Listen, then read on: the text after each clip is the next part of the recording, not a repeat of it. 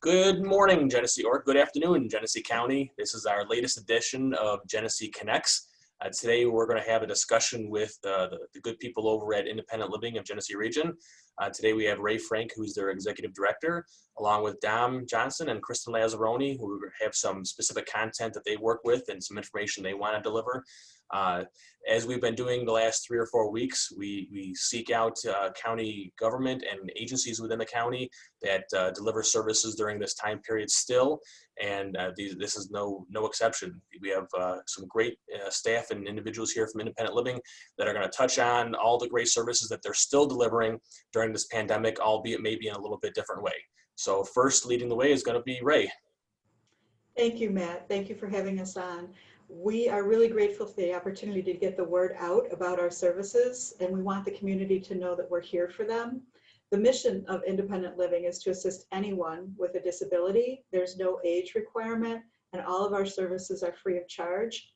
A disability can be physical, cognitive, or related to mental health. It's something that substantially limits one or more life activity.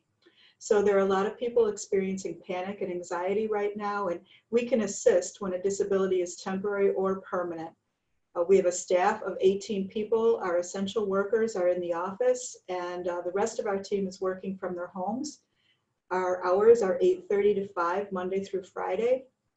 For anyone not familiar with Independent Living, we're located at 319 West Main Street in Batavia. That's the Crickler building. Some people know it as the old Pepsi Distribution Center. Our entrance is on the left side near the green awning. You can't come and see us right now, but you can telephone us, and I'll give you the phone number in a minute. But in Wyoming County, our office is located at 2407 Main Street in Warsaw. We're directly across from the Tops Plaza in Wyoming County. So people can reach us at 585-815-8501. And later we'll be putting that number up again in case you miss it. Thanks again, Matt. We really appreciate this opportunity to talk about our services. And now Kristen is going to share some information. Thanks, Ray. So the first thing I'm going to talk about is our Medicaid. We have 2 of us in the building that are working from home, being able to assist with Medicaid applications. We can do anybody that's aged, blind, or disabled. We can do their entire application over the phone. We can have them mail or email us documents. We are also New York State Medicaid or marketplace applications we can do. We do have certified application counselors in the building that are able to submit your applications directly for you. We also are doing transportation. We're able to deliver food orders to your homes, pharmacy orders. We can do deliver food from food pantries. We have loan closet equipment that we can also deliver to you. We can take individuals to the store. We do work within Genesee, Orleans, and Wyoming counties. We're going to put up the individual phone numbers of each person that you can contact for this. We also do have a CD Pass program. It's a consumer-directed personal care aid program. We are still up and running that. They are very essential. They're able to provide masks for all of our aides. They're doing regular pre-screenings and assistance with an enrollment process. They can verify your insurance, and they're still able to do all of that over the phone with you. We also are doing employment services, adult behavior health, peer support, coping skills, resources on staying safe, staying healthy and calm during this. We have assistance with resume building, job search, and assistance with online applications. That's what I have, and you're up. Thank you, my colleagues Ray and Matt, for putting this on. So there are a couple ways that you guys can all reach us. First, like Ray said, you can reach us by phone, and again, that's 585-815-8501. Also, you can reach us at our Facebook page, as you can scroll down and just see some of the services that they have on our Facebook page. Some of them that Kristen already mentioned, like the Medicaid transition for our Open Doors program, where our individuals that help people transition from nursing homes back into the community. And like she spoke of our loan closet, we do have equipment for individuals that can be delivered. You can also call our office, and then you can come, if you can, come pick it up. Our receptionist will bring it right out to the door for you, because we just can't have people in the building right now, but you still can come and pick those up if you're able to. Also, one of the biggest things that we're still doing right now in our office is helping individuals during their housing search, because even though it is a pandemic, obviously there's still individuals that are looking for housing. So I'll split it up in kind of two ways. So we have our regular independent living specialists that can just help you find housing and complete applications. And what they're doing right now is they're contacting you over the phone and walking through the application. They may be filling it out completely for you if that's what you need, or if you're able to fill it out, they can tell you the application, and then they'll talk with you while you're filling out the application for any questions that you may have while you're doing the application. And then to like shift gears also in the housing part would be then my program, which is called the Rapid Rehousing Program. So what this program is for eligible individuals that are currently homeless and have been previously homeless. They complete a phone screening with me. I would contact you. This is because you're either sleeping in a car, a community organization such as, let's say, Community Action, Catholic Charities, or social services is paying for you to be at a hotel or motel, or you are in a shelter, even though we don't have shelters in our county. But if you are a county resident and you are in the shelter, but your resident is for one of the counties we serve, which is Genesee, Orleans, and Wyoming County, I can complete that screening to see if that you're eligible for the Rapid Rehousing Program. So what that program does, if you are eligible, pays for the security deposit and the rental assistance for the apartment within the 3 counties that we cover. I go over the specifics because it is geared towards depending on your family size. I would tell you exactly how much, depending on your family size, that you are the fair market value for you to look up to, and things of that nature. And all that is over the phone. So I contact you or you contact me depending on your referral base, because if it is from social services, they tend to send me the referral, so then I get in touch with you.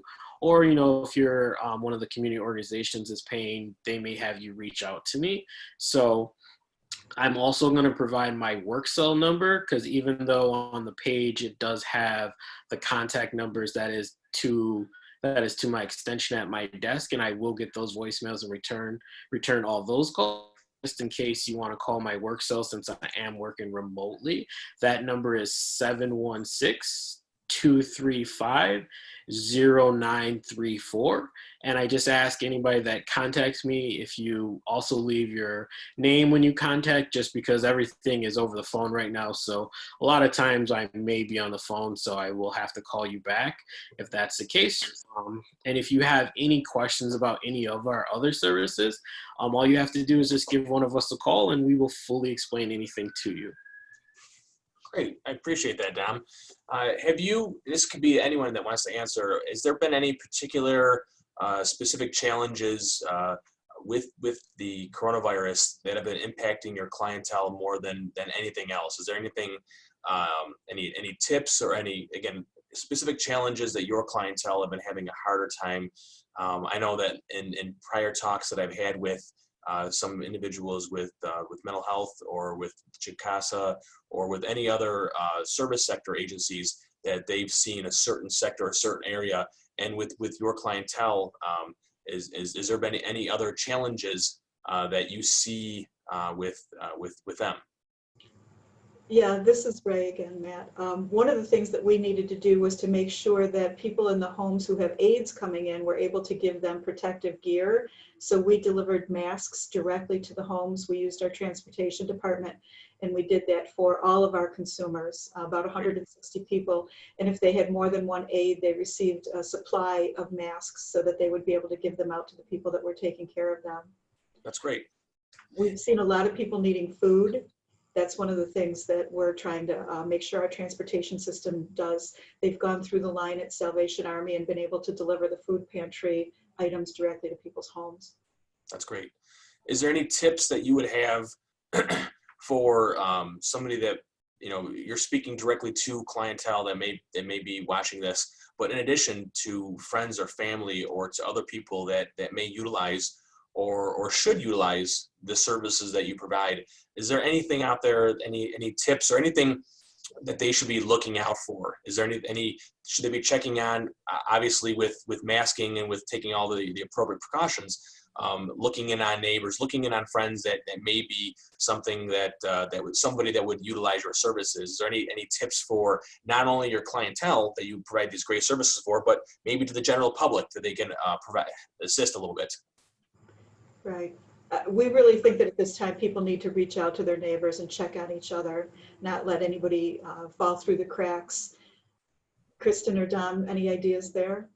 Yeah, I think that people are just discouraged right now, and I feel like they think they can't get the things that they need.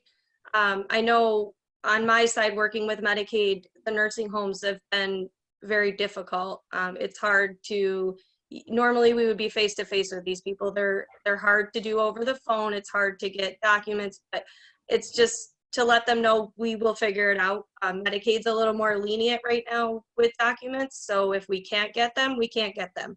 But it doesn't mean that you won't get your services and that you won't get Medicaid. So they just need to know we are here to help, and just, you know, any questions that they have, just please ask and we will figure it out.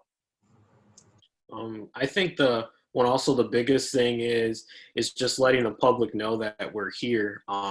Obviously, some of the things are modified, just like Kristen spoke of. Like in my program, I have to complete inspections, but right now I'm allowed to do them virtually. So I've done one virtually with a individual, as they called me while they were walking around their apartment, and I had them turning on all their appliances, flushing toilets, and things like that. Like, I still will have to go out and do a physical one, but that's once we're able to have face-to-face appointments again. But there are things that are changing right now just because it's evolving with the time. And yesterday I spoke with a consumer that wasn't actually even in our county. And after I got down to figuring out what he needed, he found out that really he just needed somebody to talk to and vent to about everything that was going on. And I was the first person that he contacted that he was actually able to get a hold of. So just letting the public know that, you know what, maybe they don't actually need a service. Maybe they just need somebody to listen to them.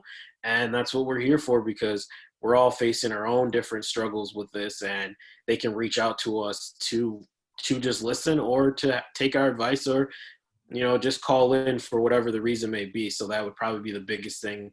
I'd want everybody to know that we're not just here to make sure to do something for you. Maybe it's just we're here to lend an ear. That's great. I appreciate that. I like to hear the stories of Ray. It sounds like you've got some staff that are willing to adapt on the fly and make adjustments. And like we are at the county, we're having to figure out ways to deliver service a lot different than we did a few months ago. And sounds like you and Independent Living are up to the challenge and finding ways to deliver service in this new environment. And so I want to commend you for that. Thank you. Any additional last parting words? I appreciate the time that you gave to get the word out on your organization, and hopefully we can spread this around a little bit. And whether you're an individual looking to get the service directly from Independent Living, or you're a friend or a family member pushing this information around, I think it's great that you're able to take this time. That was well said. Thank you, Matt. We appreciate it. And anyone who feels like they know of someone who would use our service or would like the service themselves, they can call us at that number. Great. Keep up the great work, guys. Thanks a lot. Thank you. Thank you. Thank you.